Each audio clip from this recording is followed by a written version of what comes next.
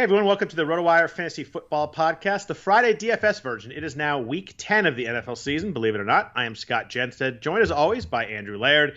If you could please rate and review the podcast, that would be greatly appreciated. It does go a long way towards helping people find the podcast.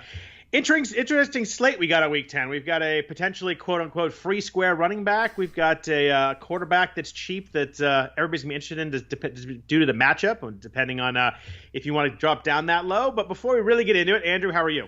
I'm good. Yeah. I think this is the week that if you built blindly, you would end up where you should end up, and it's going to be our own personal biases that push us away from the obvious play. Yeah, it's going to be a really interesting week, especially when we get to running back. We'll hit there, but we've got what do we have? We have 11 games on the slate. Off the slate, we had the Colts and Titans last night, which is really good for me because I'm not tempted to play Jonathan Taylor ever again. So that it helps. Or Ty. Or Ty. Taylor was especially awful last night, so there was that. He pretty much started and then never came back in again. It was so weird because so I wrote the game up and it's it's very clear that they're going to let him start and just be show us that you're good enough. Yep. And it seemed like he was heading in that direction, and then not. And then so Nyheim Hines makes two plays. You're oh, he looks really good, and then all of a sudden, yeah. We've got Ravens, Patriots, and Vikings, Bears Sunday night and Monday night. Both really low scoring games, at least with the Vegas total 43 and 44. So, not big fantasy games are missing there. The part we missed fantasy wise is actually in the bye weeks. We got the Falcons with their lack of defense. We got the Cowboys with their lack of defense. We have the Chiefs with their insanely good offense. There's three teams that we either target them or target teams against them, and then we have your Jets also on bye, which is probably makes a good Sunday in the Laird household, I imagine. Can't lose. It's beautiful. High totals. We got 3 games just over 50. We got Jaguars, Packers, Buccaneers, Panthers, Broncos, Raiders, and then we've got two crazy high games. We'll call them some carnival games this week. We got 2 games people are going to really be targeting. We got the Bills at the Cardinals, 56 there, and then Seahawks, Rams, 55.5. Seattle games are averaging 64.9 points per game on the year. It's insane. We had the game last week. I don't know, Bills, Seahawks going to be the big everybody's targets, and end up 41-27 or where it was. I mean, the Seahawks defense delivers all the time unless they're playing Jimmy Garoppolo, and then they shut it down. He was hurt. He was hurt, but Nick Mullins I guess came back in the game. But yeah, Seattle defense is really, really, really rough right now. Josh Allen sliced through them, and midway through the first quarter, I was why didn't I just play Josh Allen in every lineup? This was so obvious in my face. But quarterbacks interesting again this week. We've got a lot of good options and a cheap option. Low totals. We've got pretty much the NFC East is what it comes down to here. We got Eagles, Giants, 44.5. We have the Washington football team. I did not mess it up like I did last week. At the Lions, 45.5. So some games that with all the high totals, maybe staying away from those games aside from maybe a play or two here and there. But it's interesting overall slate. Usually we have maybe that one big 55-point game. Having 2 this week certainly makes it interesting. Yeah, it's weird because I feel like they're if you can convince yourself that those games actually might have a lot of fantasy points in them, just not touchdowns, then because there are guys in those games that we have played multiple times this season, and they're fairly cheap because there are not many points expected to be scored. But again, from a floor perspective, that's generally how I look for cash games. I think there are a decent number of cash game plays in those low total games. It's just you have to weigh those against the ones that are just so high. Obviously, right. You're gonna have to pay a little bit, but do I take the top wide receiver from a game with a 44-point total, or do I take the third wide receiver from a game with a 54-point total? So, yeah, I mean, just decisions you got to make. Third wide receiver, 55-point total. That sounds pretty interesting already. I'm all in that. I like the cheap receivers there. There's one that jumps out. It's just a matter of whether. And we'll get there, but I think there's one that I think a lot of people will go to. Yeah, interesting. I got I think 3 under 4,000 I found interesting, so we will get there. But let's start with running backs, and we kind of have to start. I'm going to change up a little bit. I told you before we start. I'm going to start at the bottom real quick. Mike Davis is $4,000 on DraftKings. Min price for a running back. Christian McCaffrey's not going to play. I'm not sure why they jumped Davis quite so far down this quickly. Obviously McCaffrey came back last week, was fully healthy and had a really big game and looked really good, but hurt himself on the last drive, shoulder injury. Mike Davis was really good right away when we took him from McCaffrey. A little bit less so the last 3 games. He had 55, 37, and 77 yards in the 3 most recent games. Curtis Samuel kind of taking over a little bit with a few of those rushing plays, some of the shorter passes. So Davis was not quite as effective as last 3 games. But at 4,000, he's facing Tampa Bay. They're the best run D in the NFL, 2.7 yards per carry against the run. But with Davis, obviously, you're hoping to get a bunch of targets in a DK kind of PPR setting. Not the best setup for Davis. At the percentage at $4,000, does any of that even matter, or are you just going to play him no matter what? I mean, it's Friday morning, so things always can change. But, you just don't often get someone that cheap with the expected role. And obviously the matchup's about as bad as it gets. He does make up for it in the passing game, like you said, so that certainly helps. It's just odd. It just felt like there were more guys priced, like min-priced at 4,000 this week than ever. But there are very few backups that are priced near their starting counterpart. Not that they always should be, but this one just feels like a mistake. And so at 4,000 for a guy who could get 15 touches kind of conservatively, right? Yeah, right. I think he's just going to be one of the most popular players on the slate, certainly in cash games, because a $4,000 starting running back really opens things up.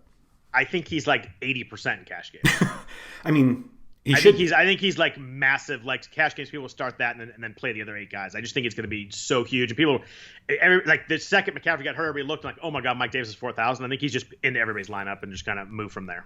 Yeah, it just the odd thing about it is that for GPPs, I don't think you actually fade him because he'll be popular.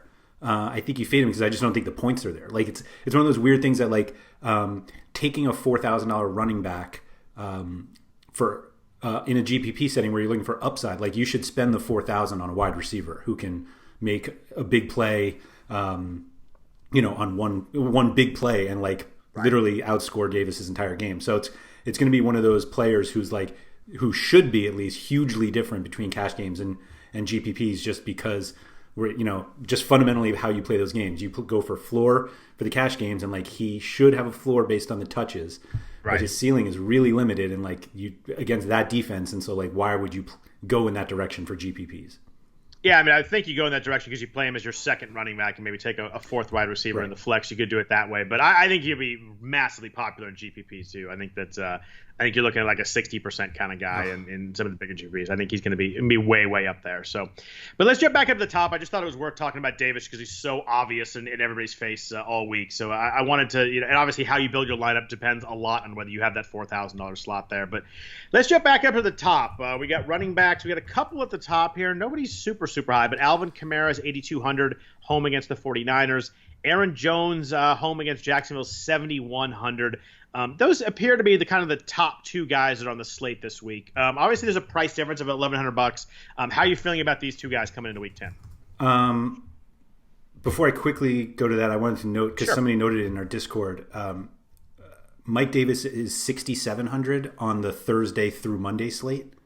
Wow. Which so they must put those pricing out. That came out after the McCaffrey news, yeah. So it's that just shows you just where he probably would have been priced had it come in. But anyway, I think Kamara and Jones are where everyone's going to go. The only thing that holds Jones back is how much of the Packers you want to play. Because if you want to play Aaron Rodgers or Devonte Adams, also playing Jones means they really have to destroy Jacksonville. They're supposed to, so I don't think it's necessarily something that you have to avoid. But I think that's what will make some people go, at least in cash games, go to Kamara, because if you're going to play Rodgers or you're going to play Adams, it's the floors are probably there to get all 3 of them. If you really want, it's just expensive. But if you want to diversify a little bit, then Kamara is kind of the easy pivot away from Jones. I guess it's not that easy. He's $1,100 more, but then you're not so locked into the Packers in case they throw up one of those games like they did against the Bucks, who are, of course, better than Jacksonville. But you never just the variance. You never know when that bad game comes, and if it comes when you have 3 of them in your lineup, you're pretty much dead. Yeah, Kamara's interesting because he's a little bit different than most running backs. Like most running backs, you're like, if they have a 10-point lead, midway through the third quarter, I love that because they just feed him the ball.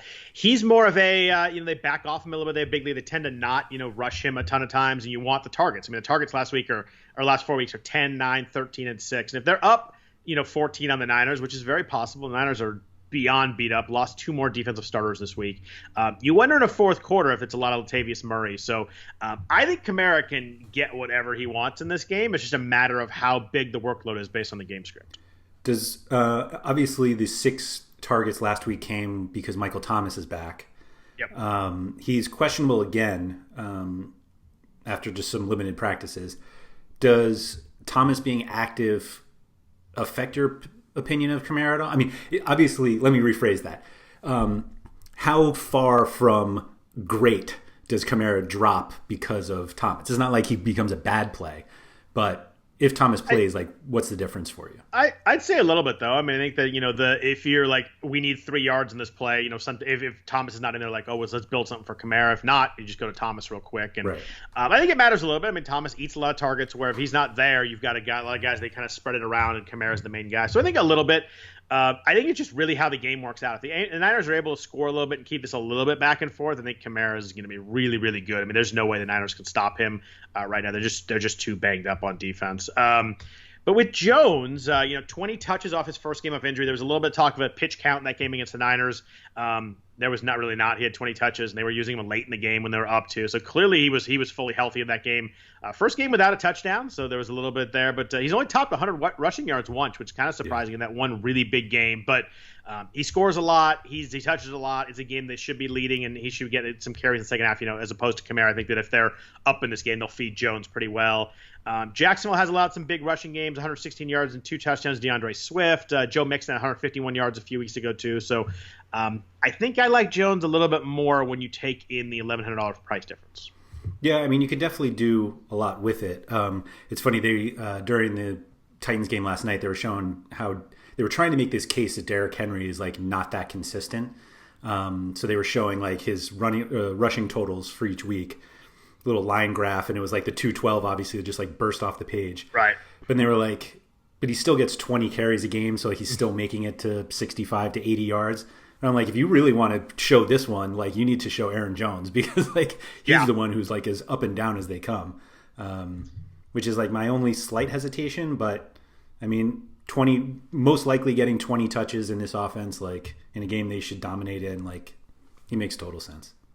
It does. I think that Jamal Williams is back this week. He's off the COVID list. I'm looking at it. They just activated him earlier this week. So that matters a little bit. He didn't play against the Niners, and it was pretty much Aaron Jones. They had Tyler Ervin and Dexter Williams, the guys down there. So I think that matters a little bit in terms of the pure touches. But I think, also another, 11 days for Jones to get healthy helps a lot too. So I like Jones a lot in this game, and mostly – a lot comes down to the fact I'm having trouble finding guys in kind of the mid-6 ranges that I like. We have Josh Jacobs, James Robinson, James Conner, Miles Sanders in here, Kareem Hunt, although Nick Chubb had a full day of individual drills, but I'm not fully sure he's going to play or not. So that matters a lot because Hunt's matchup is really good if Chubb doesn't play. Where are you going in this range here? Is any of those names I mentioned that really jump off to you that you really, really like this week? Not really. I try to convince myself on all of them.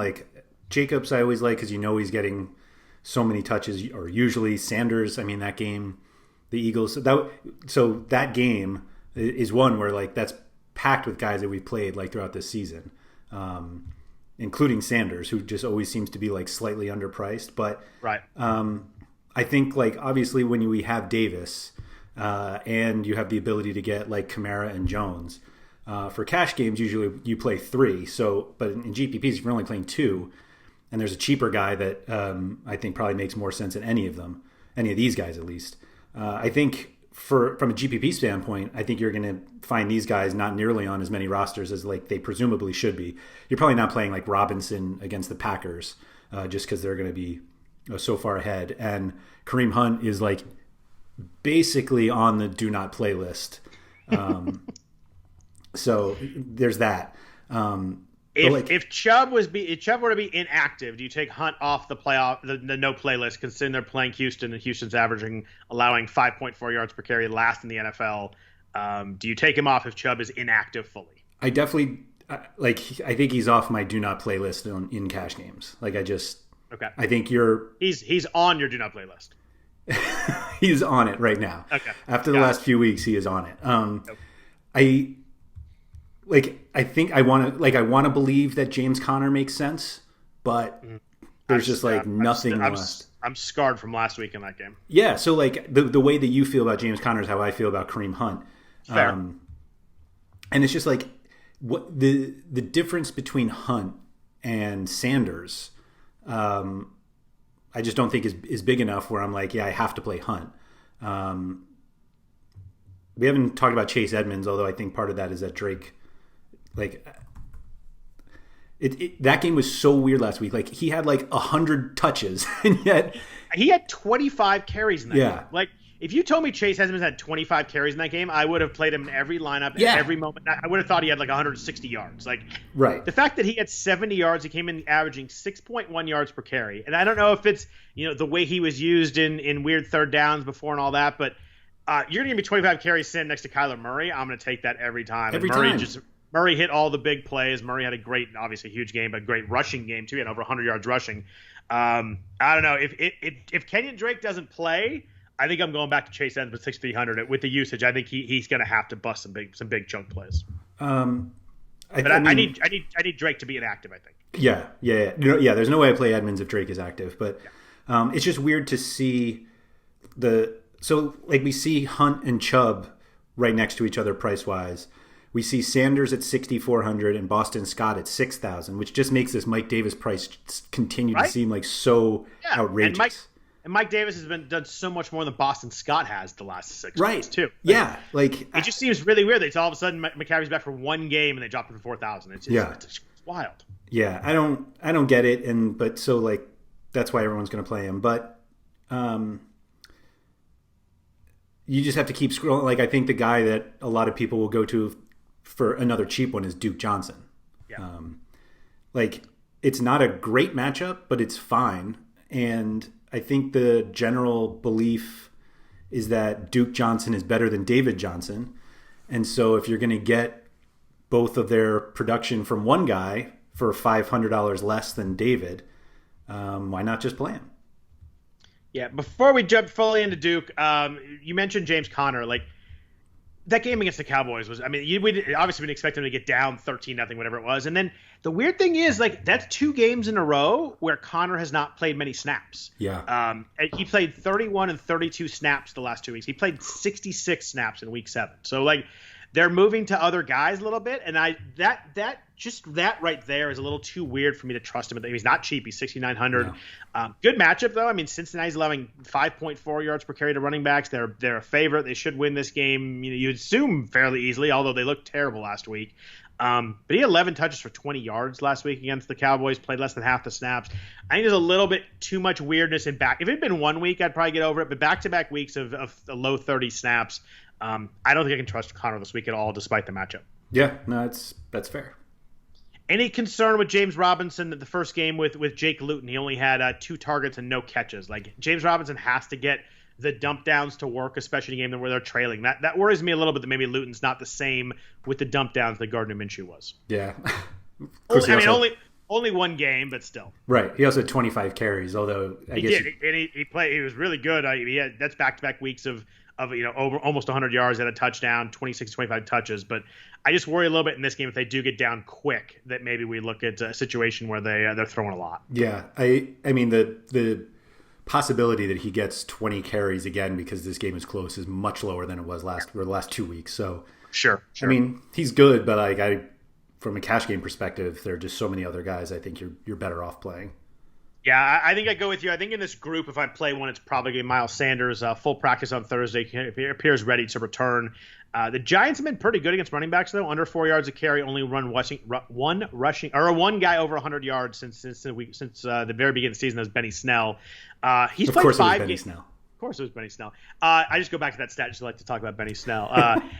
Sanders has played 5 games this year where he was actually played the whole game. He has over 80 rushing yards in 4 of those. Granted, one of those was against Baltimore. He had 8 carries, but an 80-yard rushing touchdown. But that's why you play Miles Sanders. Is that big chunk playability? The fact that I think this week, he gets volume plus the chance he can always break a big one.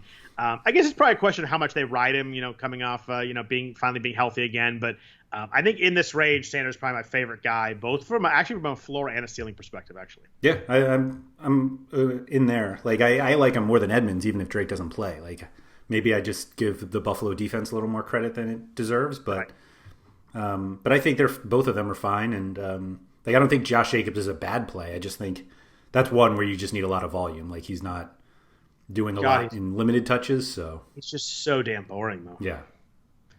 He had 128 yards 2 weeks ago in Cleveland, but that was the weird win game, and they got 31 carries. Right.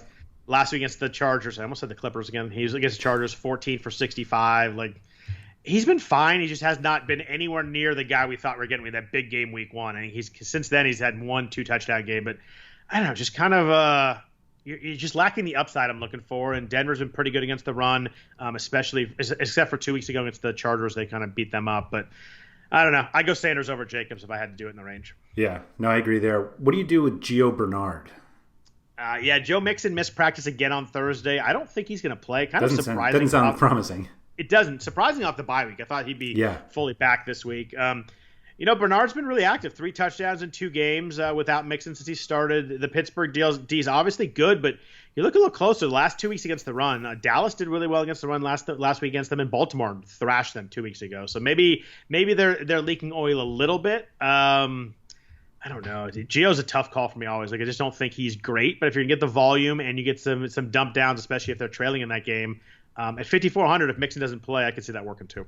Yeah, anybody down in this range, you're ultimately just looking at would I rather play Duke Johnson? Right. And Duke last week played 52 snaps after David Johnson got hurt. 16 for 41 is obviously really, really ugly. That's just like 2.5 yards a carry. But had 4 catches, 32 yards receiving.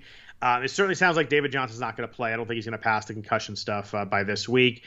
Jacobs was good against them a couple weeks ago. We mentioned that, but a lot of volume.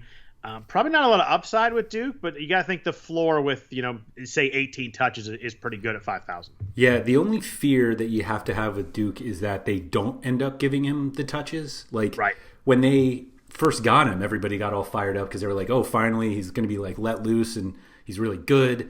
And maybe he's just one of these guys who's really good with a few touches here and there and not any sort of workhorse. And so I think there's a little Kareem Hunt fear here.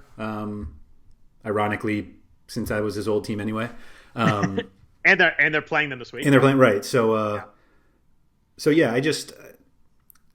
I think there's more hesitation in Duke Johnson than there is Mike Davis from a workload perspective. Obviously, Johnson has the better matchup, but it's also not like a perfect matchup. So I think he's probably the riskiest of the group, but at least he's 5,000 on DraftKings, so it's a little easier. So in this range, we have a Washington football team running back that was a wide receiver in college, got converted to running back in Antonio Gibson. So you're like, that seems like a perfect guy to, use in the right spot, getting there on third downs, catch a bunch of passes.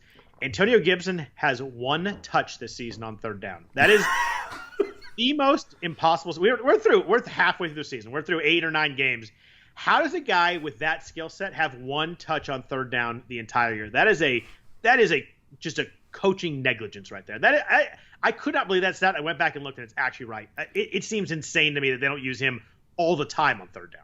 Right. Like he should be the third down guy. Like it's he should be in there all the. 3rd and 6. It's like he should be out of the backfield. Boom. Like 1 touch on third down is criminal. That's brutal. Yeah, I wonder if it was even a mistake too, and they actually thought it was 2nd down, and they were just like, "Oh yeah, stay out there." Don't.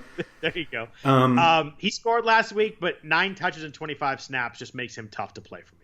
I was actually thinking you were going to bring up J.D. McKissick, 14 targets last week. It's funny. I last week I was stuck in NFFC season long. I had no running backs. Like everybody was either hurt or on bye. And I'm like, I'm just dead this week. And I'm like, I got to play J.D. McKissick. And he was the 3rd best running back on an entire league last week in PPR points. Crazy. It's hard for me to trust him. He's not super, super cheap. It's just hard for me to trust him. The fact that you have to get that exact right situation. And I don't know if they'll be trailing Detroit, maybe, but he's super involved on third down, get a ton of targets. I don't think I can do it, but I certainly wouldn't argue hard against someone who wanted to get that in a full PPR, but not for me, I don't think. Yeah, it's just, right. There's just too many question marks. Yeah, it is. Last guy I wanted to mention on running backs before we move on to the passing game, DeAndre Swift, 5,100 on DraftKings. Only 30 snaps last week. Did get 13 carries, 64 yards. Washington's only given up 100-yard rusher all year. It feels a little bit to me like, playing that like DeAndre Swift has talent. He's going to have a big game eventually. And he had that one game. He had a couple touchdowns earlier. I think I'm going to try and not get sucked into this play, though. Because you don't think Adrian Peterson's going to be fired up against his old team? And boy, am I tired of every time I flip in the game. Oh, it's Adrian Peterson. It said DeAndre Swift. Oh, there's Kerryon Johnson for a yard and a half. Like, coaches, there's my coaching rant for the day. But coaches just try me. I mean, DeAndre Swift, like when he touches the ball, like they got a chance to make a big play. It just doesn't happen enough. I think he's so talented, but 30 snaps, I don't think I can go there either. I think the easiest way to ensure he has a great game is to play Stafford and cash. We had that before where we played Stafford and Detroit had 19 rushing touchdowns. Wherever it was. Yeah. They all had one. I think all three. Everybody did, yeah. So. What do you do with the Rams? Do you just avoid them? Yeah, I mean, Darrell Henderson is I think it's Darrell Henderson is a little bit banged up. Sounds like he's going to play, but I mean, I think that with them and Seattle, I mean, that game is a lot of points. Chris Carson and Carlos Hyde didn't practice yesterday, so if you wanted to go with DJ Dallas, he scored last week, but Travis Homer had the big play. I just think both those teams are hard to figure right now, and I think that with Davis and Duke Johnson and Gio Bernard available, I don't think I need to go there. If you hit it right, it's a game that's a lot of points. I honestly don't know how to hit it right, especially with the Rams. And the Chargers are probably the same, right? Yeah, I mean, Justin Jackson's probably not going to play, and then I mean they used Kalen Ballage last week instead of Joshua Kelly for heavy work, and then Tremaine Pope is there. I mean, I think if you want to play one of them, you're just hoping and guessing that you hit the right one. I don't think there's any way to really kind of analyze it and break it down and find the right one. I think you're hoping to get lucky if you play one of them. And I mean, it certainly could happen. You may see a winning GP lineup that has Kalen Ballage or Joshua Kelly for a big game, but I'm not guessing there. Yeah, the weird thing with Ballage is he led the backfield last week and then went right back to the practice squad on Monday. It's crazy. It's weird how you get games like that where Justin Jackson got hurt. I think he was going to have a pretty big game and play that Ballage role, and instead of just moving Kelly there, they're like, "Well, keep Kelly where he is. Just make Kalen Ballage Justin Jackson," and it worked. I mean, and the Chargers found a way to lose another game right at the end, which is truly amazing. But so we've got Duke Johnson, Adrian Peterson, and Kalen Ballage on revenge games. The Kalen Ballage revenge game. I think we'd be going with that at some point this season. But DraftKings still has him in his Dolphins shirt too. Oh, there you go. Yeah, it's crazy to me that all these guys are more expensive than Mike Davis still, though. It's weird. It's strange that they just dropped him just mid-price that fast. But yeah, what's funny is that I feel like we're all collectively agreeing that 4,000 is a great price for 8 fantasy points. I see. I'll take the over on that really quickly. Oh, okay. I just think the targets in itself in a PPR. I mean, unless they change it up and they don't use the running back guy in the backfield, and they do use Curtis Samuel in the way they kind of did it the last couple games with Davis, but I just think the chance of 6 catches is there, and if you're going to get that, it's just at 4,000, it's just so hard to get away from. I get that, especially in GPP. If he does have 8 points, like you said, that.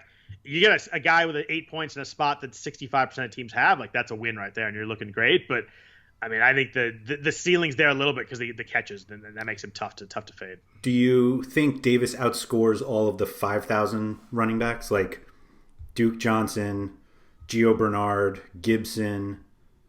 We didn't even talk about the Chargers guys, but they split so much. I don't know if it's even worth talking about.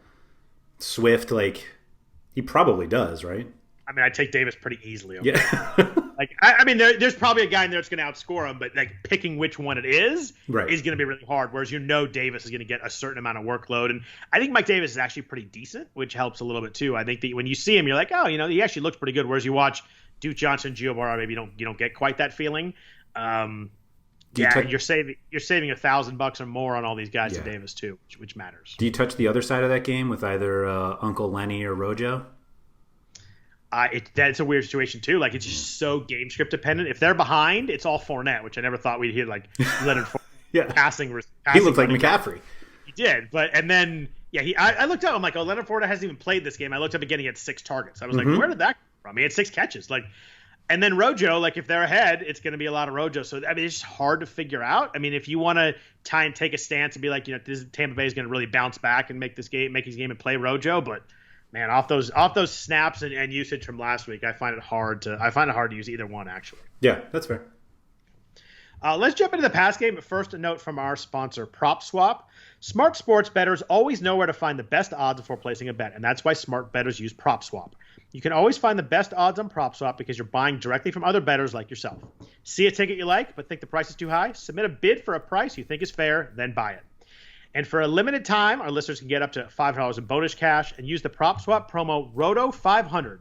That's promo code ROTO500, and PropSwap will match your first deposit up to $500. PropSwap sellers are always willing to negotiate, and we know all bookies never will. Become a smarter sports bettor today. Go to PropSwap.com or download the PropSwap app. So, Andrew, at quarterback, I'm kind of going to do a little bit of the same thing. There's like five or six guys at the top that I think are very playable, and I do want to talk about them. But I want to drop down to 6,500. I think a lot of what you do depends on if you want to play Jared Goff against this Seattle defense. If you're going to save, 1,500 from Kyler, 1,400 from Rodgers, 1,200 from Russell Wilson.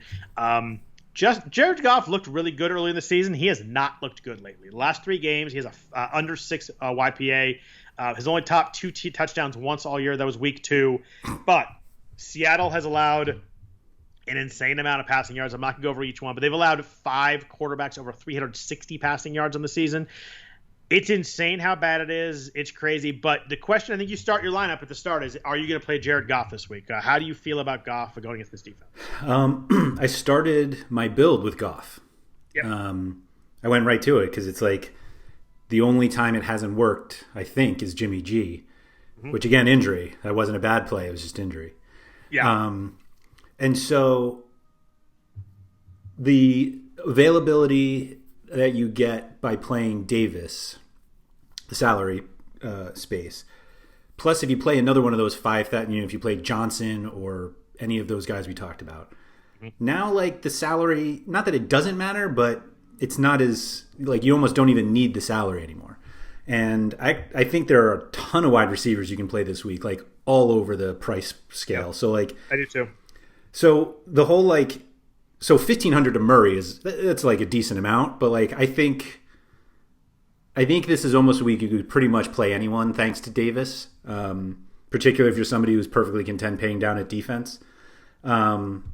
So I don't think Goff is going to be like as popular as we've seen prior quarterbacks playing the Seahawks. I think also part of that is that like we've seen some cheap ones too. Like we had Fitzpatrick was really cheap against them. Jimmy G was really cheap. That's why everybody played him. I'm trying to see here. I don't know. Cam probably wasn't that cheap, but Cam killed him.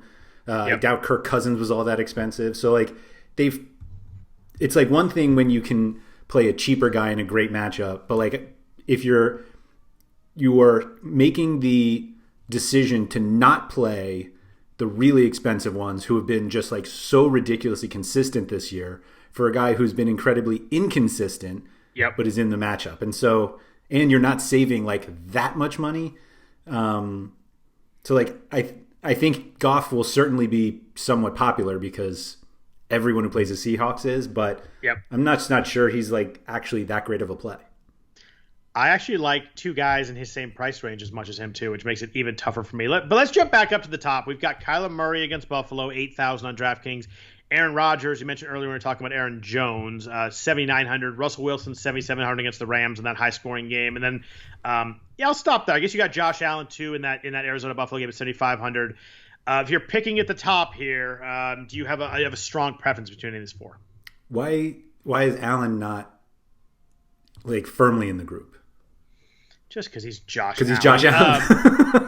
And he was like kind of bad for 3 or 4 weeks until he faced Seattle, and obviously he went off again. But yeah, if you want to play this game and at Arizona, a lot of points, I get it. I like the 3 guys more than him, both as a player and a play this week. But yeah, I wouldn't begrudge anybody from going back to Josh Allen in a high-scoring game. I just think the other 3 are better plays to me.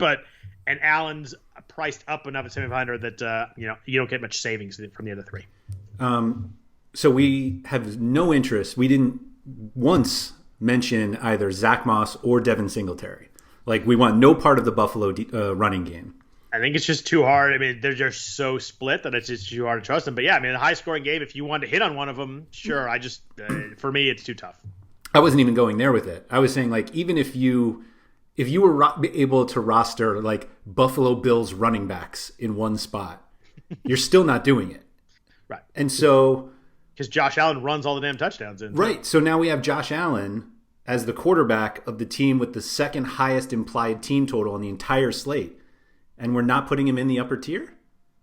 I'm not putting him in the upper tier, but yeah, that makes it good. It's a really good point. And I think maybe I get stuck a little bit on fantasy points versus like I think the other three are better players. But yeah, that doesn't really matter when we're setting a DFS lineup. Allen, 415 and 3 last week, a touchdown rushing. This is a really good game script, game flow, all that kind of stuff. I just think the other three guys that mentioned, Wilson, Rodgers, and Kyler, you're getting a little more consistency from and a little more the upside is definitely there with Allen with the other three. I think like consistency and floor is a little bit better with the other three guys as well. I say all of that about Josh Allen, and there's no way I play him over Murray or Aaron Rodgers. And I get it. And it's a good point, though, because it does, like I think sometimes we automatically don't put him with those guys. And fantasy-wise, in a high-scoring game, he probably is there. Kyler was insane last week. Yeah. 283 and 3. He was 21 for 26, hit the deep ball to Christian Kirk.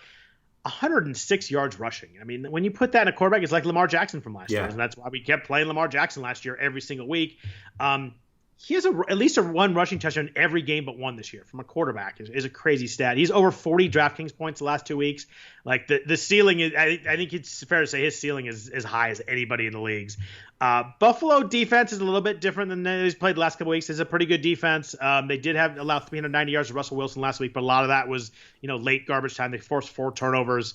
Murray has multiple touchdown passes in 3 straight games. Obviously, it's big because you want those rushing stats. But if you can throw the passing stats, it becomes like Lamar last year. Great game flow. The over/under is 56, wherever he said it was.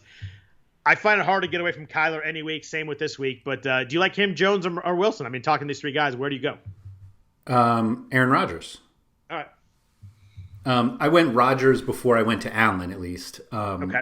Which I'm not sure is right. Like I think Wilson is actually the worst of the group. Just like from a matchup perspective, he's facing the toughest defense. It's like right. The Rams and that game's high scoring, but a lot of that's because Seattle's defense is bad. The Rams defense is very good. Right, and so I just look at that like if I can pay $200 more for Rodgers or $300 more for Murray on DraftKings, like I'll just do that. Like, and the crazy thing on FanDuel, Wilson's more expensive than Wilson. So I mean, Rodgers is $500 less, and I think that's a pretty easy swap too for $500 less. Yeah, I mean, you're obviously getting very different quarterbacks when you look at like Murray and Rodgers, and Allen is kind of in between. Like Rodgers doesn't really run, Murray obviously runs a ton, and Allen's kind of this in between where like he can run. He obviously scores plenty of touchdowns by himself, but like the rushing totals are usually not. I mean, they're certainly not as high as Murray, although nobody's are. So I just think if you're in that top group, it's just really tough to not just take Murray. But if you do, I think Rodgers is next. Yeah, I mean, with Rodgers, I think the only concern is game script. If they do get up in that game, maybe they kind of pull back a little bit in the second half. But, I mean, last 3 weeks, 4, 3, and 4 touchdowns. Been really good. He killed the Niners last week. It's funny. We talk so much from in close that, like, it's just... Yeah. Well, that's because they literally try to get Devonte Adams touchdowns. In the it's wild. Like, we could just run this in or we just quick play here. Boom, we're good. Yeah. It's funny when we talk about defenses. They're playing Jackson. We talk about defenses like, oh, this team has like 7 sacks the last 2 weeks, or this team looks good there. Jacksonville's 8 sacks this season. Like they do not touch the quarterback ever. You get Rodgers with protection, no pressure. I mean, he can score as many points as he wants to in the game. It's strictly going to be a game script thing. Yeah, that's fair. But you think the first 3 quarters he's going to just kill them? I would think it's just a matter if the touchdowns come from him or Aaron Jones. And as you're setting your lineup, I think it really comes down to if you want to play. You mentioned what we talked about Jones. If you want to play the Green Bay rushing attack or the passing attack, you probably got to pick one or the other because I don't think you want to play all of them. They're all expensive. It's hard to play. You don't want to play Rodgers, Jones, and Adams. I don't think. But you probably have to pick one side of it, and I think both sides have pretty good arguments. Yep, I think that's fair. It's really so like those top 4 guys are all so close salary wise. Like you do get a bit of a break. I mean, you mentioned Goff, so like if you don't want to pay down for another running back in cash, or you're not paying up, or you want to pay up for a little more for a wide receiver or 2, you do have to drop down to that Goff range. And because he's Jared Goff, do you play Deshaun Watson over him? like, it's crazy that Watson's in this price range. Like, why is he under 7,000? Like, again, like, my only concern so Watson's been awesome. Really good last 4 games, multiple touchdowns in 6 straight games. He's been 280 plus passing yards in 5 straight games. And Will Fuller's healthy. Brandon Cooks is healthy. They're using them both really well. I don't know if they're getting rid of Bill O'Brien, opened up the passing game or whatever it was. They've been really good. Cleveland's allowed some big passing games. I love Deshaun Watson this price. My only concern is you look at the weather and you've got 25-mile-an-hour winds. And we saw in 2 weeks ago against the Raiders, like, it actually made a difference in that game. You could see that the Daniel Carlson kick is the meme that, like, went dead left after he kicked it. But, I mean, it mattered. I mean, you saw the Raiders running the ball 31 times to Jacobs in that game, and you just it does make a difference if it's windy. Like, that's the only weather thing that I'm really worried about. So, with Watson, for me, it's going to be a Sunday morning, like, check that weather, depending on how high I move him up this range. I do really like it. I mean, at $400 more than Goff, it's so hard for me not to go to this significantly better player, even though the matchup is obviously much different than it is against Seattle. Like, I wish we had Deshaun Watson against Seattle for the price. I'd be in on that. Deshaun Watson against Seattle should be 9,000. Yeah, for sure. In the Goff range, though, I've got 2 other guys here I like, too. I like Justin Herbert, again, 6,600.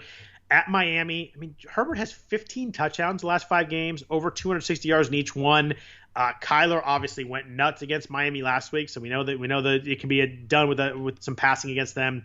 Miami's allowed over 350 yards. It's not quite Seattle, but they do have 3 quarterbacks. They've got over 350. Obviously, a pretty big number there. I mean, I think that Herbert, with Goff and Watson there, goes kind of quiet again. I mean, he's obviously, everybody loves him. He's a popular rookie, but I mean, I don't think ownership will be high on him at 1,600 this week, and I think he's a really nice play also. Totally agree. I mean, like, everyone we mentioned, I want to play over Goff. Like, I just don't want to play Goff. That's the problem, right? But then I look at Seattle, and I'm like, geez, they're so bad. Yeah. And last week I did this with Allen. I'm like, oh, I just like these other guys more. And then Allen, I look up and had, whatever it was, 200 yards, 2 touchdowns in the first quarter. I'm like, geez, I'm behind the 8 ball already, and where it's like 10:40. Like, I just finished my hot chocolate. Like, what is going on? This is crazy. The other guy in this range that I think is very playable, and I don't think anybody will have him, is actually Drew Brees. The 49ers pass defense is already so beat up, and they lost K'Wan Williams this week, who's probably their best corner, and Sherman's not playing. Sherman's the best corner, but without Sherman, K'Wan Williams, he's a slot corner. He might be the best slot corner in the NFL, to be honest. Richard Sherman's not going to play again. Jaquiski Tartt, who's their starting safety, is now out for the season too. Like, as much as this defense is banged up, like, every week they get 2 more starters that get hurt. It's crazy. They have gotten absolutely killed by the pass. I mean, Aaron Rodgers killed them last week. They're more banged up than usual. He had 4 touchdowns last week against Tampa Bay, only 222 yards, but they kind of pulled off the reins early. My only concern on this, I guess, would be how much they throw, but I think Drew Brees, in a really good matchup at home with Michael Thomas healthy, is going to be very, very low percent this week. I don't think, and with Goff right next to him, with Herbert right there, with Watson, 500 more, I think nobody's going to have Brees, and I think in the dome against this Niners defense, I think is a really interesting GPP play, especially. That's not who I was expecting you to say. Which you're expecting your boy, weren't you? What's that? You're expecting your boy Tom Brady, weren't you? Yeah, my boy. That's exactly what I thought you were going to say. I love that Brees call. That's fun. I really like a Brees Michael Thomas stack this week. That I think it's like the lowest percent ownership it will be ever. I think I will get to receivers, but the 49ers cannot stop good receivers right now. Devonte Adams and DK Metcalf have absolutely mashed them the last 2 weeks. They just don't have a player out there that can stop a big time receiver right now. It's just they don't have it on the roster. Yeah, that's fun, Scott. I like that one. I don't have anything to add to it other than that. I'm not gonna. I usually play 3 lineups. One of them will be a Brees Thomas stack. Yeah, not that you have to run it back, but there's really nobody to run it back with. There isn't. We'll talk about it when we do receivers. Maybe you could play Brandon Ayuk coming back, but you don't want to play any of the running backs. You could go Richie James, who had a big game, but with Ayuk back, probably not there. I mean, Richie James had 184 yards last game. That's right. Out of freaking nowhere, by the way. Like, it's funny because we were talking showdown that night when they played the Packers, and we were like, do you go Richie James or Trent Taylor? Like, that's the level we're talking about. And, just 2 players, you're like, who are these guys? Richie James is a punt returner.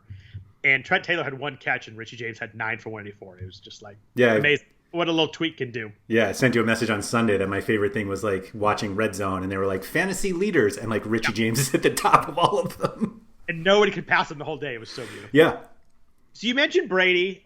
Brady's 6,300 DraftKings at Carolina this week. He was horrendous last week. He was legit terrible. 22 for 38, no touchdowns, 3 picks. Tom Brady right now is really bad if you get any pressure on him. And I don't mean like he's always bad for Tom. I don't mean bad for Tom Brady. I mean bad for the NFL. He's a bad quarterback when he gets pressure. When he does not pick you apart, fine, hit everybody. He's got great weapons. Antonio Brown that is there now looked healthy. Didn't look great, but looked healthy last week. Got a good tight end. He had 217 yards and a touchdown against Carolina the first game. The second time they've been playing. Carolina's been rough the last 3 games for his quarterback. They were pretty good early, but Mahomes had a big game against them last week. Matt Ryan had 281. Brees had 287 the week before that. I can see the path to Tom Brady this week. A lot of projection systems we talked about earlier have him throwing for a lot of yards, have him like leading the league in yards this week. For me, I would do it over Brees, Goff, or Herbert, so I'm not going to have Brady in any lineup just because there's 3 guys in the exact same range I prefer. Yeah, I just I sent that to you. Like literally multiple projection places have Brady as the projected for the highest, and obviously they're all close, and it's only a median projection, so it's not like it's a prediction of the future, but it's just very strange to see that in this matchup with like the number of guys in other games that could really go off. Like I don't get it. There's no way I'm playing Tom Brady. So like everybody else, like if you're for GPPs, like he's a great play because he's got great receivers that you can stack. They have good receivers on the other side of that game to come back with. I'm not going to join you. They ran the ball 5 times last week. I think it was an NFL That game record. Was just, like you should just throw that game out. Like for any like projections. You should. Like that game was insane. They were so embarrassingly bad in that game. But 5 carries, like that's how do you not like down 31-0? How do you not just run the ball a few times and run at the damn clock? Like what are you doing? Like do you have 5 carries? He threw 38 passes, which was actually less than he threw in each of the 2 previous games. So it's not even like they just never. When you go 3 and out every time, they just never have the ball. They just got absolutely punked. It was great. That was a weird game. That was I did not expect. After they lost the first game to New Orleans, I did not think they would get blown out the second game. Yeah. That was some games I predict well. Raiders Chargers last week. I had the over. I put that on the pod, but I was way off on that game. I thought it was gonna be a good game. I thought Tampa Bay's gonna win that game, and I was way off. That was weird. Is there anybody else cheaper at quarterback you want to play? I think that Ben Roethlisberger 1,600 good a matchup. I don't trust that off the COVID and off the knee injury more than that last week. Like he was limping around pretty badly the second half last week. I think they'd get up in this game. It'd be smart to go to Mason Rudolph and give Ben some time, but I'm a little worried about how banged up he is that maybe you don't get a full game. And then Carson Wentz is under 6,000 at the Giants. Had a really good game against them the first time, 359, 2 touchdowns and a rushing touchdown. I just think if I get down here, I just probably go to this other group of guys in the mid-6s we talked about. I don't think I need the salary as much as I normally do. We talked about Davis, some of their cheaper running backs. I don't think I'm getting down anywhere here. Why haven't you mentioned your boy Derek Carr? Because he's just too many times. Like he's been really good. I think that with the other guys in this range, I think I would just go up to Brees, Herbert, and Goff instead of Carr. But I wouldn't begrudgingly be playing Carr. We should go without mentioning Drew Lock last week. We talked about him on the podcast. Turned out to be the best play at quarterback for the price. It took a lot of fourth quarter magic to get there, but stats at the end of the game is all that matters. Props to you. You actually played Drew Lock as your cash game quarterback, and it worked well. Obviously, the him and Judy combo together was huge. Won some GPPs too. There were a lot of lineups I saw that were high up in GPPs that had Lock Judy too. So happy to say we did talk about Lock a lot last week. But there's it's just a week this week that I think there's so many good quarterback plays. If you want to go up a little bit or the mid range, that I'm not touching the down range this week. Yeah. Derek Carr, 47 pass attempts in the last 2 games. Not last week, just 2 games. So I think that's the fear. And Locke, I give him a pass. One of the games was the Cleveland win game, but right. They're just. I mean, they hit some big play. They hit the big play to Aguilar last week, but they're just other quarterbacks I like more this week. Yeah. For full disclosure, I spent 3/4 of that Denver game texting you about how bad Drew Lock is, and I just like completely was ignoring the fact that they were playing like the worst fourth quarter team in the history of the NFL. And so like, of course he was going to come back and play. And then all of a sudden I sent you the nice little never a doubt text because like, How could I ever doubt Drew Lock? But yeah, this week I'm not sure. I don't think you need to go there. That's back-to-back weeks where he went nuts in the fourth quarter. It was terrible the first 3 quarters. So bad. I mean, the Falcons are just they're very special in the fourth quarter. It's something we'd never see. But that was fun because it was it looked like you were dead, and then all of a sudden you literally had the best quarterback play on the slate. Yeah, and I had Judy too. For the price. It was great. Speaking of Judy, let's jump into wide receivers. But first, a note from our sponsor, BetMGM. Football's in full swing, and new customers at BetMGM Sports can win the season with a 100% deposit match up to $500. Simply sign up and make a deposit with the bonus code RotoWire to take advantage of this offer. There's never been a better time to get in on the action at BetMGM with parlay bonus payouts, live betting, daily boosted odds specials, and much, much more. Don't let one more minute in the NFL season pass you by. Download the BetMGM app today or go to BetMGM.com and use the bonus code RotoWire. Double your betting bankroll with a 100% deposit match. I can talk up to $500. You must be 21 years or older or physically located in Colorado, Indiana, New Jersey, Nevada, or West Virginia. Please gamble responsibly. Gambling problem? Call 1-800-522-4700 in Colorado and Nevada. 1-800-GAMBLER in New Jersey and West Virginia, or 1-800-9-WITH-IT in Indiana. Promotional offer not available in Nevada. So wide receiver this week, we talked about Green Bay a little bit. Highest price by far at $9,000 on DraftKings, $9,500 on FanDuel is Devonte Adams. Just going off right now. He is 10 for 173 touchdown against the Niners. They had no chance to stop him. Targets the last 4 weeks, 10, 16, 12, and 12. 6 touchdowns the last 4 weeks. We talked earlier when they get to the 2, like they just pretty much run an out to him and it's a touchdown every time. I guess how much they throw is the issue here. You know, what will they do in the second half? We talked with Rodgers. People are doing well against Jacksonville. Will Fuller and Brandon Cooks had 183 and 2 touchdowns last week. Jalen Guyton and Keenan Allen big the week before. I guess it depends how you build your lineup. Like you kind of have to go in building around Adams, but how do you feel about him at 9,000 this week?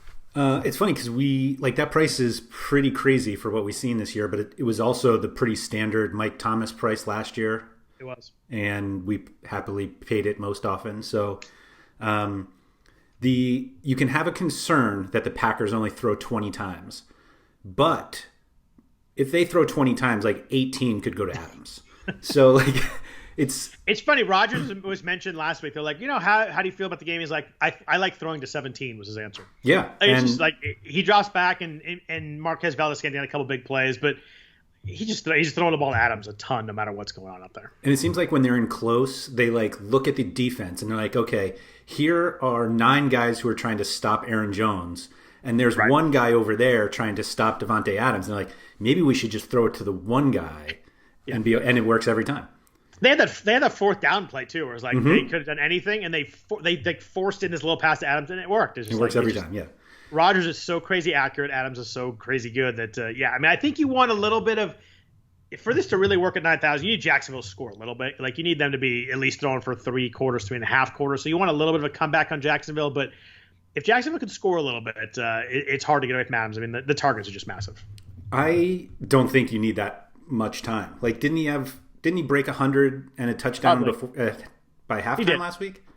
I just think if you're paying 9,000, you're hoping that you get 4 quarters, but you're right. You may not need it. A couple big plays, you may not need it, but that would be the only like concern in this game is that the Green Bay does shut it down in midway through the third quarter and they're up 27-3 and he's got 60 yards and a touchdown and maybe they kind of just stop doing it at that point. That's fair. And 9,000 is a big tag. You're gonna need you need a big game for that to work.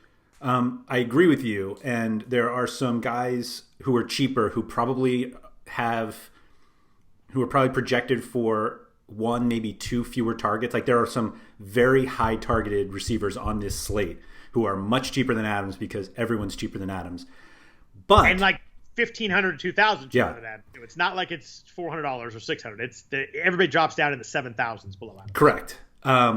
However, 13,000 for Adams and Mike Davis is pretty cheap. And so there's a wide receiver we'll get to in a little bit who I think is going to be really popular, who's very cheap. Like, I think there are some very clear cheap guys that will make it much easier to pay up for Adams, that a $9,000 price is not going to like push enough people away. Like you're not going to be like, oh, I'll pay up for Adams because nobody else is. Like I think there's still a very clear path where plenty of people are playing Devonte Adams. And that's a really good point. I mean, 9,000 is very different based on who everybody else is on the slate, and with some cheap plays, that is a good point. So let's jump down under 8,000. We've got a slew of guys here that I think people are very playable. We've got DeAndre Hopkins, Stephon Diggs, DK Metcalf, Michael Thomas, and Keenan Allen between 7,100 to 7,700. In that range, I obviously, everybody likes all these guys, but who are you thinking about you playing more than the others in this range? I think normally we'd really like Thomas, but for how much, he's banged up and that more pushes us to Kamara anyway. I don't think there's any reason to play Kamara and Thomas. I guess if you pay up for Jones, then I think people who play Jones will go to one of these guys because they're not going to want to play Jones and Adams. So there's people that way. Keenan Allen was like one of the first guys in my lineup just because if you like Devonte Adams' targets. They will not push his price up anymore. It's right. 7,100. Like you talk about Adams. I mean, targets are insane with Allen too. It's just like 13, 12, and 11 in the last 3 games. And he's had games he had 19 targets in the game earlier this season. There's just not any reason to think they're not going to get him the ball. And obviously he's got a quarterback that we know likes to throw it, can throw it, and I think there's just no questions with Keenan Allen that makes him certainly easier to play than Thomas, who's banged up. Metcalf, you always have Metcalf is playing probably the best defense. Theoretically, you'll see plenty of Jalen Ramsey. And then you're left with the guys in the same game, DeAndre Hopkins and Stephon Diggs, both of who could also get 10 to 15 targets. Diggs's are a little more valuable, but I mean, like I said, if you don't want to play Adams, there are plenty of guys you can play target-wise. I just think Keenan Allen stands out above the others. Yeah, I like Allen a lot again this weekend. He's the cheapest in this group too at 7,100, so that matters too. I mean, double-digit targets the last 6 full games he's played. We mentioned he had that one game where he left early, still scored a touchdown in that game. But I mean, the thing that also helps him here against Miami is that he plays a lot out of the slot. Miami's strength is their 2 boundary cornerbacks, and if he can avoid those guys a little bit, I mean, Christian Kirk had 5 for 123 last week. Cooper Kupp had 110 yards, 11 catches the week before. So you've seen that kind of the shifty slot guy against Miami works better than the outside guy. So I mean, I think Allen works really well at 7,100. I like Michael Thomas, but I need to see some injury report. I know he's partially practicing on Thursday. I just think the 49ers can't stop any good receivers right now. I get that he's not quite the same deep guy that Adams and Metcalf are, but I still think he's going to do really, really well this week, and I don't think the Niners can stop him at all. Metcalf is wild. Like we were worried last week about Tre'Davious White, and he went 7 for 108 and a touchdown. He has under 92 yards once all year, and that was the game that Tyler Lockett had 400 yards receiving, and they just didn't they didn't go to him against Arizona. Jalen Ramsey, you mentioned, he doesn't shadow, but should see a bunch of them. But yeah, I mean, there's one wide receiver has 100 yards. Cole Beasley had 100 exactly on the Rams all year. I just think matchup wise, it gets really tough. But DK Metcalf, I'm not going to pretend that he can't eat against anybody. Yeah, I don't think he's going to be that popular because of the other guys, but I'm one of those people who will probably not play him because of the matchup and the other guys. Hopkins was weird last week. 3 targets. In a game that Kyler had almost 300 yards passing, he had 30 yards. He has 7+ targets in every game, so maybe just kind of a fluky situation where it just didn't work. I mean, we talked about Tre'Davious White with DK Metcalf last week. DeAndre Hopkins should see a lot of him, but DK Metcalf did fine against him last week, and we always caution about don't not play a guy just because the cornerback, because a lot of stuff happens in the offense, and these receivers are really good too. And then Diggs, 8+ targets last 5 weeks, double digits in 2 of those. He has over 90 yards in 4 of his last 6 games in a game that's should be a lot of points scored, a lot back and forth. I mean, Josh Allen, it's hard to really pair him with the receiver because they spread it around and he scores the rushing touchdowns. But it's very clear. Stephon Diggs has as many catches this year as he did all of last year, which is just crazy to me what Minnesota was doing last year with him. But I think all these guys are really playable. I probably go Allen and Thomas the highest, but they're all studs. Like I wouldn't fight you against using any of them. Would you like Diggs more if Allen wasn't his quarterback? Like he had the same stats, but it wasn't Josh Allen. Probably because you just get that inside the 20 Josh Allen running where you'd like him to throw a 15-yard touchdown to Stephon Diggs. But Allen's focusing on him, which I do like. I mean, it's very clear that he kind of has Diggs to throw the ball a bunch and then spreads it around everybody else. He gets Gabriel Davis and Cole Beasley and some guys out of the backfield, some Singletary. But I think I like the fact that Diggs is very focused as their wide receiver one. I mean, and he's really, really good too. If I'm gonna play a Murray stack in a lineup, I'm coming back with Diggs for sure. Yeah. I think he's the only guy in that offense who could really come back and you're guaranteed he's going to see the ball a bunch. Right. Yeah. The next group has some nice guys in it. It does. So he's dropped below 7,000. I want to get to the Rams guys, but the first guy I want to talk about is Tyler Lockett. I was wrong on him last week. Wilson had 390 yards. Lockett did nothing. Lockett's really good, but 4 of the last 5 games have not been good. Like he had the 15 for 203 game that we were both on, so that worked really well. But the other 5 in the last 5 weeks, those other 4 games have been really quiet. Like just not a ton of targets, a few catches, 40, 50 yards. Metcalf has obviously been much more consistent. But Tyler Lockett's $1,100 cheaper than Metcalf last week. It's $6,500. In a game, we expect a lot of points. We expect Jalen Ramsey to probably do a lot of DK Metcalf coverage. Do you go back to Tyler Lockett? Are you a little worried about the recent performance? What do you do with Lockett? Somebody made a comment earlier this week basically saying that Lockett should never be a cash game consideration, which sounds nuts because like we've seen him put up like huge games and we just like think of him as like a short yardage guy who gets a bunch of targets, but like his targets really aren't nearly consistent enough to be priced with these other guys. And so just the more you look into it, you're just like, overall his targets are there, but like when you have 20 in a single game, that's obviously going to push you up. And he just has too many games with like 5 to 8 targets, which when you're in this price range, you need more than that. I mean, those are targets too. They're not just receptions, although he does pretty much catch everything. He does catch everything. But like when you look at this price range, we've got the Rams guys, Cooper Kupp and Robert Woods. Kupp's a little banged up, it seems like. I think everyone should play Woods if Kupp doesn't play against that Seattle defense. Although we'll talk about Josh Reynolds in a little bit. We shall. But like there's as crazy as it sounds, like from a consistency standpoint, you should play Terry McLaurin over Tyler Lockett every week. Like that is a statement I never thought we'd be saying. Like it'd be the opposite, right? Like, oh, McLaurin's got the ceiling and upside, but McLaurin has 7 catches each of the last 3 weeks. He gets a ton of targets. They just focus on him no matter what. Every quarterback too. They've had 17 quarterbacks this year. I love Tyler Lockett. And last week, like, it was frustrating. He got tackled the one, and he had another deep ball that like just went off his fingertips in the end zone. So it could have been a way different story. I do think Tyler Lockett's still at least a GPP play at 6,500. I think that in that offense, in this game, you're going to want a piece of that. But sure, you're right. In a cash game setup, like McLaurin is just more consistent, which I never thought we'd be saying out loud. It's wild. I mean, Keenan Allen, like Allen is closer to this price range of these guys that we're talking about than he is like the elite group of like Metcalf and Hopkins and Diggs, which just feels so crazy to me. But yeah, Lockett's just like not there for me. And like Fuller isn't really either. Like the salary difference between Fuller and Brandon Cooks is wild for how much they are actually used. I don't know what Brandon Cooks has to do to get priced up. I mean, he got moved up $100. Like it's 3 straight games where he's clearly been very involved in the offense and just kind of stays in the mid-5s. And Will Fuller scored in 6 straight games, but like it's hard to play him $1,000 more over Cooks when they're both really very involved every week. Yeah, I mean, Fuller has to score. Like you're not getting enough if he doesn't score. And so in that game particularly, like you're saying, there's some weather concerns. Like if you're going to play a guy in a weather concerned game, don't pay $6,700 for him. Right. So yeah, that's the guy. That's the guy I avoid in that group because like Kupp and Woods are just so much, at least game script wise, should be so much better. So we got the Rams guys. You mentioned Kupp. I think he has a little bit of an oblique injury. Sean McVay said he's expecting him to play, so I think he's going to play. But it's a little bit of a tweak there.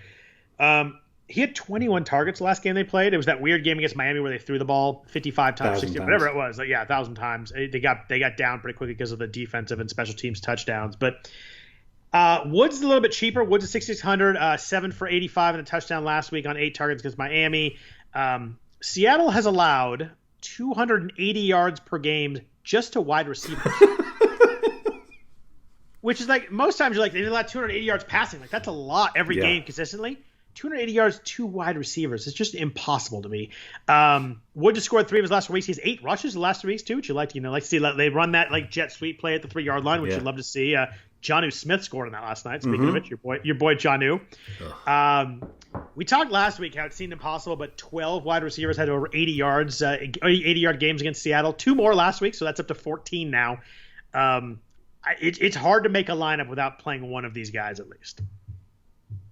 Or agreed. I mean, you can play both, but it's hard for me to get through this slate without playing one of the Rams receivers. You've got three guys. We'll talk about Josh Reynolds a little bit, but Woods and Kupp are obviously going to get a lot of targets.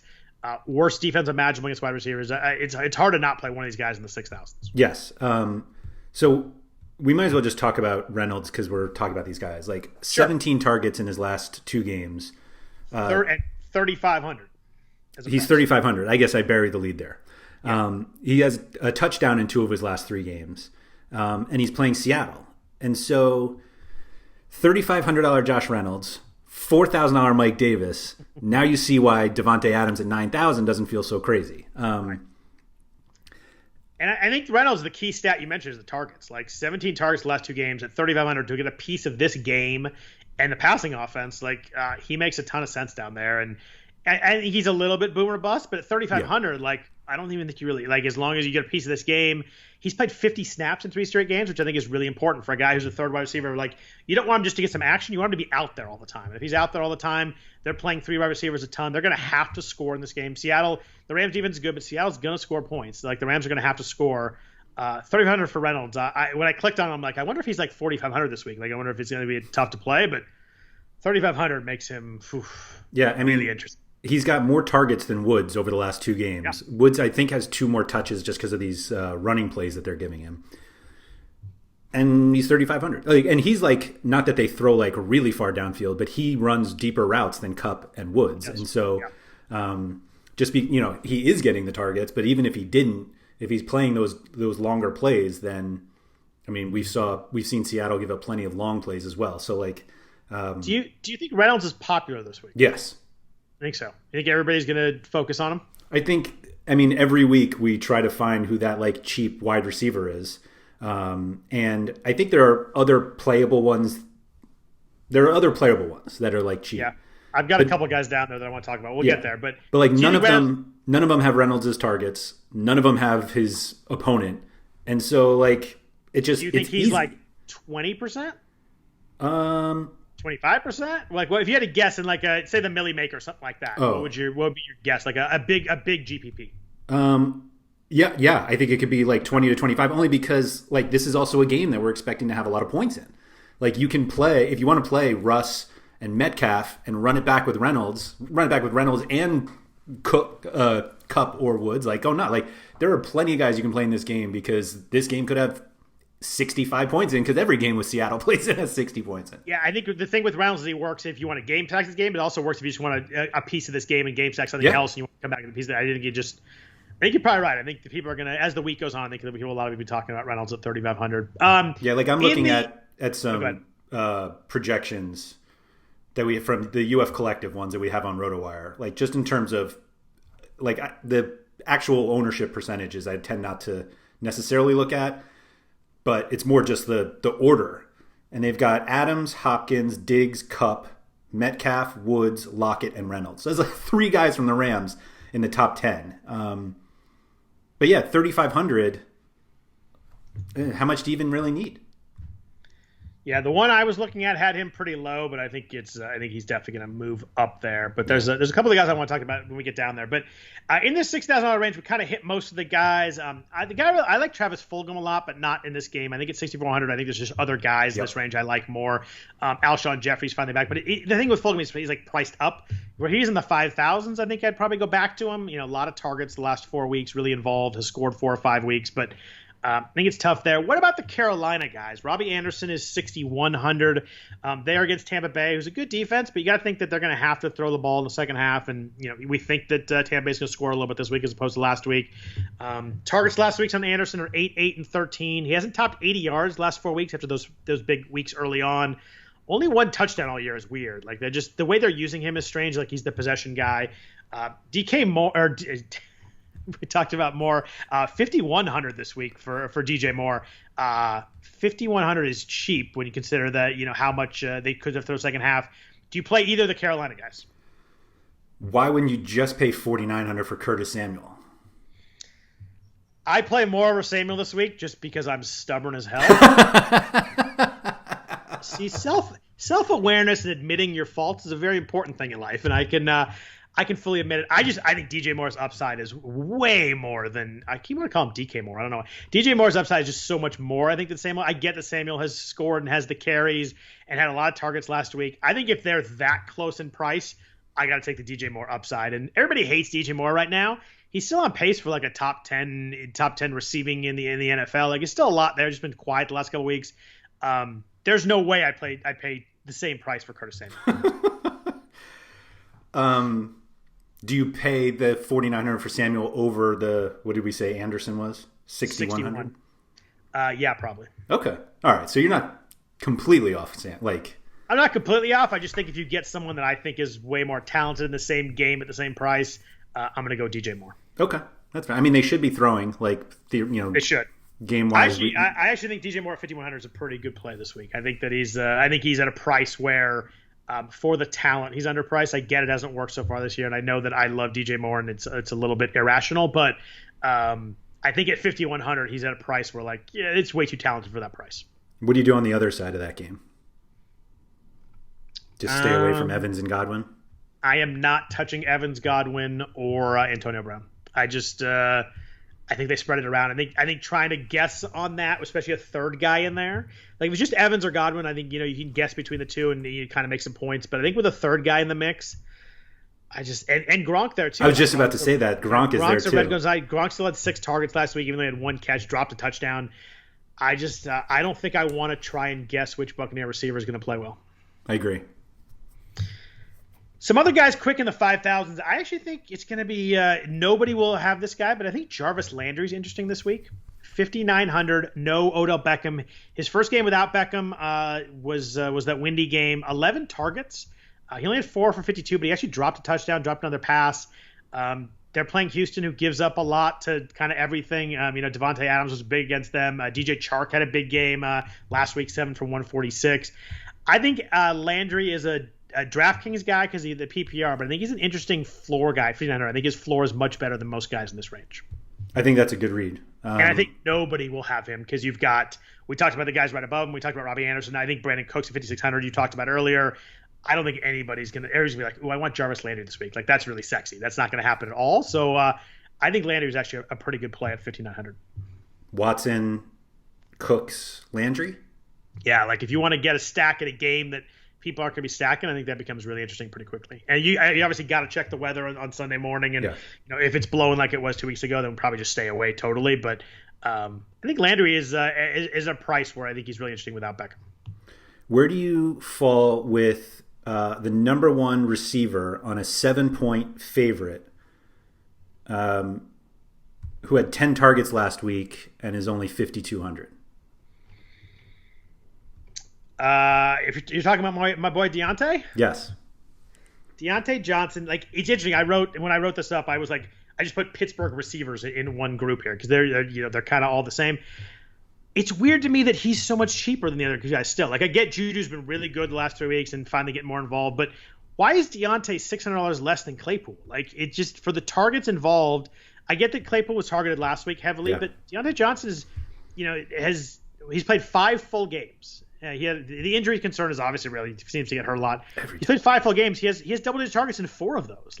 That's in an offense that we'd like them to throw the ball a bunch, and they should be able to beat Cincinnati pretty well. We just worry second half maybe they shut it down and go with Mason Rudolph. But if I'm going to play a Pittsburgh receiver, Juju's 61, Claypool's 58, Deontay 52, I'm just going to play the cheapest guy that I think probably gets the most targets each game. Yeah, I think I can't decide if Johnson continues to be underpriced or if Juju continues to be overpriced.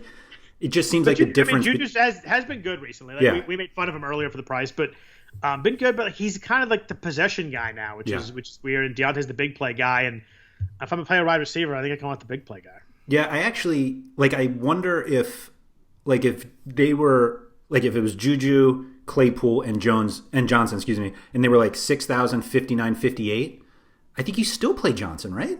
I do. Yeah, I do. Just I think the big plays are. I think the talent's there, and Claypool I think is a little more inconsistent. He's really really good some weeks, and then some weeks he gets 1 target, and you're just But if Claypool was 4,800, that would be a really interesting play. But 5,800 if I get Deontay at 5,200, I think he's definitely my favorite player of the Pittsburgh wide receivers. I don't know if I'm going to fully go there this week because I don't love Ben this week, but 5,200 for a guy in a good offense, like you said, that's cheaper than the other two guys. I think he's a pretty good play this week. Yeah, no, I agree. I think there are a lot of guys in this range. Like there are. I think Mike Williams is a really interesting option. Like he's another one who should be, I think, more expensive than he is. And I feel like I don't even look at him compared to Allen. Like I think Allen is underpriced as well, but like I think Mike Williams, 15 targets in the last 2 games, over 80 yards in both. Like. And when they take shots and they go to the end zone, it's Mike Williams. Like, right. It's just, Allen gets everything everywhere, but if you're going a deep ball or you got 20-yard shot or fade to the end zone or whatever it may be, it's Mike Williams, and that's in a game where you love the quarterback, like that really works. Yep. You've got Sterling Shepard here in a game the Giants should be throwing 5,000. He's got 18 targets in the last 2 games. I got a guy the same price as Shepard. What do you do with Devonte Parker? 5,000. Preston Williams is now out, so Parker is the number one. 7 targets last week, and is the second game with Tua, so maybe get a little more acclimated to each other. He only had 6 catches the prior 3 weeks, but he was 6 for 64 last week. The talent is obviously there. He plays a ton of snaps, maybe gelling a little bit with Tua. The Chargers are about league average in points allowed to wide receiver ones. I think if you want a guy who's a wide receiver 1, should get a lot of targets in the game, they're going to have to score a little bit. I think Parker at 5,000 is pretty playable. Yeah, I'll begrudgingly agree. Okay. That's fair, and I think it seems like you like Shepard and Williams at the exact same price more. And Johnson's only 200 more. Yeah, Tua is the reason I don't love. That's fair. Parker. I think Parker's fine. I think he could definitely have a good game, but. I might even play Curtis Samuel over him. You love Curtis. No offense to your boy DJ Moore. 2 other guys in the mid-5s here. Jerry Judy off the big week last week. T. Higgins at 5,500 a game where Cincinnati's going to have to score. He has 22 targets the last 3 weeks. Should have to throw a ton. 60-plus yards the last 5 games. I think both those guys are pretty playable too. I think that it's hard to there's a lot of, like you mentioned, there's a lot of guys in this range who are kind of really good plays that I really like, and it's going to be hard to figure out how to parse through them and which ones I want to actually play. Yeah. And we mentioned Brandon Cooks earlier, but he's in this group as well. Right there too, yeah. Yeah, there's, like we said, there's a lot there. And even going slightly below, Manny Sanders in that game against your Niners who can't stop anybody. And their slot corners out, so that opens it wide up for Sanders. Particularly if Thomas doesn't play, although I'm guessing he does. But I think that's a tough group because I think Cooks, if that game was in Houston, I think that Cooks is above all of them. Right. Any sort of weather concerns, it's if you play Cooks, or if you want to play Cooks, you got a ton of guys that you can just easily pivot to. 41 targets the last 4 weeks. They have changed a bunch. They are targeting him and 9+ every week. It's not like he has a 21 in there like the Cooper Kupp stat we had earlier, but he has a touchdown in 3 of his last 4 games. He has 60 yards in all 4 of those games, so he's doing something with it. He only moved up $100. It seems like for someone that talent getting that number of targets, it's crazy. His salary is not $6,300. Yeah. Yep. It just looks underpriced. And then this range is gonna be tough. There's a lot of guys. Mm-hmm. And then just GPP wise, I think you can play Jalen Reagor against the Giants for how bad they've been. That's more of he only needs a few catches to do it. The same applies to Henry Ruggs. Those guys are just big plays waiting to happen. I like Reagor more than Ruggs. Okay, that's fair. And your boy Richie James, of course. Richie James, 4,000. Ayuk is back, but a good game script. They're going to be trailing the Saints. So I think they're going to throw it a little bit. And, someone doesn't go 9-184 and they just don't throw the ball to him the week after. He's going to see. And Deebo Samuel's probably not going to play. I don't think he's a long shot. Kendrick Bourne is somehow back on the COVID list, so I don't think he's going to play either. So he got a lot of that too. But it's definitely interesting down there. What about under 4,000? We've talked about Josh Reynolds. Anybody else under 4,000 that you like? Every week I try to convince myself that Danny Amendola might be an option, and I'm he's cheap, and if Golladay doesn't play, actually, we didn't even trying to see here is questionable at least. Has he practiced yet? Not yet. All right, so yeah, I don't think he's going to play. Yeah, so Amendola is like as boring as they come. Very. And you're pretty much playing him for his like hopefully 5 catches for 50 yards, which 10 points on DraftKings for 3,900 is fine, but it's not winning you a whole lot. But I don't know. I'm mostly outside of this range just because everyone I look to, I'm like, wait, why am I not just playing Josh Reynolds? And so the two guys I want to mention here, we got my boy KJ Hamler, 3,800 again. 10 targets last week. Yeah. He's a talented guy. He ran like a mid 4.3 40. He didn't run at the combine because he was hurt, but he had like a mid 4.3 40. But playing a ton in the slot, he played 50 snaps last week in a team that's throwing a lot. I get it. I mean, they threw a lot last week because they were losing. I just don't necessarily trust the Raiders to like get up that big on Denver. But yeah. That's fair. I think that he's a talented guy under 4,000 that can make some plays. But the other guy under here I want to talk about is dead min price 3,000. Is Jakeem Grant with Miami. Preston Williams is out. Jakeem Grant, after Williams left, played 29 snaps, had 5 targets last week. He's another guy that is really fast, talented. There's a Dolphins beat writer that mentioned that he's definitely the guy who's going to get a bigger role. I think with a lot of people playing Reynolds, I think Jakeem Grant is someone that can see a lot of targets.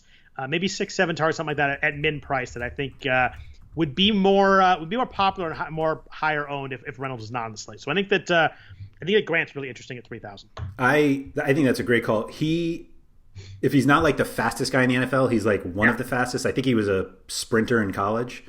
I see here at the combine, or maybe this was his pro day, he ran a 4.3 4.40, which is slightly faster than me. Yeah, I think he's like exciting. Like anytime he has the ball, you're just like, oh, this could go. And so, and I know that Tua is a little bit concerned, but I think the Chargers are going to score in this game. There's a chance that Miami's going to have to throw the ball a little bit more than they maybe they want to, and they don't have Myles Gaskin, so maybe they've got to rely on the passing game a little more. I think Grant at 3,000 is very live. Yeah, that's fun. I think they could even give him a few carries, not like more like jet sweeps than actually running out of the backfield, but like. He's one of those players that you want the ball in his hands because he's so fast that you're just like anything can happen when he touches it. Agreed. And you get that at mid price and now starting. Like I like that a lot. It's hard to do it over Reynolds just because Reynolds is in a game that the best matchup of all time and a high scoring game. You laugh, but Seattle's historically bad right now. I don't know. I think Grant's really fun at 3,000 also. Yeah, I agree. Jumping into tight end real quick, we have no George Kittle, we have no Travis Kelce on the slate this week, so there's only 2 guys over 5,000, no one over 6,000. Darren Waller's 5,900 on DraftKings, TJ Hawkinson's 5,100. Waller's the only guy over 6,000 on FanDuel. What are you doing at tight end this week? I found it really difficult to find guys this week that I really, really liked. Usually there's a couple guys I like. I do have 3 guys bolded here, but I want to know what you're thinking at tight end because I'm not really finding a lot to like here. You play the guy who has 20 targets in the last 2 games. Evan Ingram? Yeah. He's one of my bolded guys, so yeah, and he had a nice touchdown catch last week, and you say 20 targets the last 2 weeks, but he's got 29 targets the last 3 weeks too. Oh, there we go. It's pretty clear that they are trying to get him more heavily involved. We kind of laughed about him last week, but played him last week, 5 for 48 on 10 targets and a touchdown. It worked. Yeah, they should be thrown in this game. You don't like so we talked about Shepard like briefly, but like Slayton wasn't really a consideration. And the Golden Tate was a healthy scratch last week. I think they are now, what did they say? Minor knee injury. I think they're kind of over Golden Tate. I think so too. As a human, kind of over Golden Tate. At the moment. Fair enough. But yeah, I mean Ingram for the price, you're just looking at I think Waller is always going to be the best play on this slate. Like I think if you're looking for most fantasy points that you're likely to get, it's Waller. But at 5,900, it just seems like kind of, I don't want to say it's a waste. I mean, we keep talking about all the ridiculous values on this slate. I just don't think it's ever a point where you're like, oh, I'm going to save all of this money so I can pay up at tight end if it's somebody other than Kelce and Kittle. And even then, I don't even know if it's worth it. And Waller gets a lot of targets. He's just not a huge ceiling guy. He has 50 yards total the last couple weeks, but he scores. He scored 3 of the last 4 weeks. I like Ingram. The guy here that I like is actually in that same game. I like Dallas Goddard this week at 4,200. Did not see a ton of action his first game back. He only had one target. Did play 53 snaps, though. But the Giants have a lot of trouble with tight ends. Richard Rodgers had 85 yards in the same matchup against them in Week 7 when both Ertz and Goddard were out. Goddard, before the injury, had 17 targets the first 2 games. There's no Zach Ertz. I think that this is a game where maybe Goddard, after last week with the one target, last game, I should say, they were on a bye last week, but last game had one target. Finally, maybe getting fully healthy with the bye. I think Goddard's the guy that can slide through it at 4,200. He's probably, it's him and Ingram are probably my 2 favorite, at least in this mid range. Yeah, that price on Goddard is weird almost. Like he was more expensive than Ertz before he got hurt. Yeah, I remember that. Right, that's right. And so. Yeah, I think he definitely sticks out as being underpriced. Like, wasn't he? See if I can click in here quickly. Yeah, he was like 5,000 at one point. That week 2 game against the Rams. I think there was a week. I think you're right. I think there was a week he was more than Ertz when Ertz was healthy. I just think that the one target and then the bye, I think he's kind of out of sight, out of mind right now. And at 4,200, I think he has an actual real upside at tight end, which you're not going to get with many guys in this range. Like, he's the same price essentially as Hunter Henry, who literally has 0 upside, even with a quarterback that throws the ball a ton and gets a lot of targets. But he has last 4 weeks, he has 23, 23, 33, and 33 yards. Like, it's gotten to the point where finally even I'm off Hunter Henry, so hard to score this week. But I think Goddard's my favorite play overall at tight end this week, maybe even a little bit more over Ingram. Wow. Okay. Where do you stand with Noah Fant now that Alberto's out? Yeah, I mean, I love Fant last week, and he had that 30-yard play, and like, oh, here we go, and then here we go. His ankle play, and you're like, oh my gosh, he did come back in. 4,900 is just a little bit more expensive, but you joke about Alberto, but like that's a red zone threat that they do take away. Like they were using him in that area. Only 3 targets last week. He had 16 the prior 2 week. I think he's a guy that can definitely blow up. He's super talented and athletic, but I don't know how the ankle is after the tweak last week. He did practice fully on Thursday. I like him this week. I just think I like Ingram and Goddard a little bit more, and they're a little bit cheaper. Yeah, I think you can go like a lot of paths. Like the Bengals have given up 6 tight end touchdowns in the last 4 games, and Eric Ebron's only 4,400. I don't know. I mean, he's obviously, let's aggressively call him the 4th option in terms of the passing game.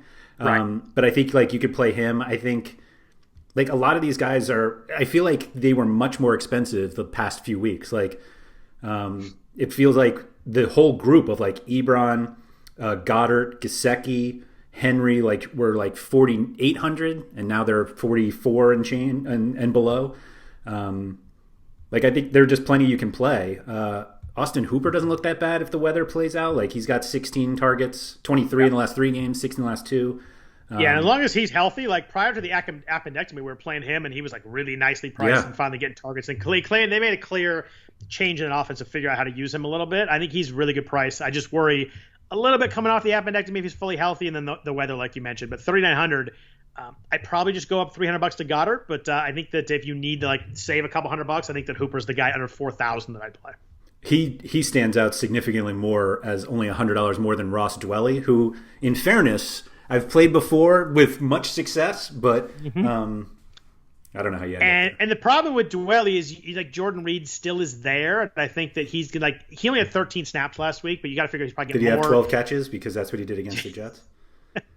They need the weapons badly. They're going to be trailing in this game. He's 3,500. I just I don't trust him to get through 4 quarters more than anything. I don't trust him to play enough snaps. But like I think in the red zone he will be used. And I'm going to have to use him because he might be their second best receiver, to be honest. It's there. How did we get here from January in the Super Bowl with like more talented good players than any team to talking about Jordan Reed and like some of the starters there on defense? It's what a just disastrous year for the Niners. You would have like predicted like a horrific COVID outbreak too. Like, yeah, I mean they've had that too, but that wasn't the problem.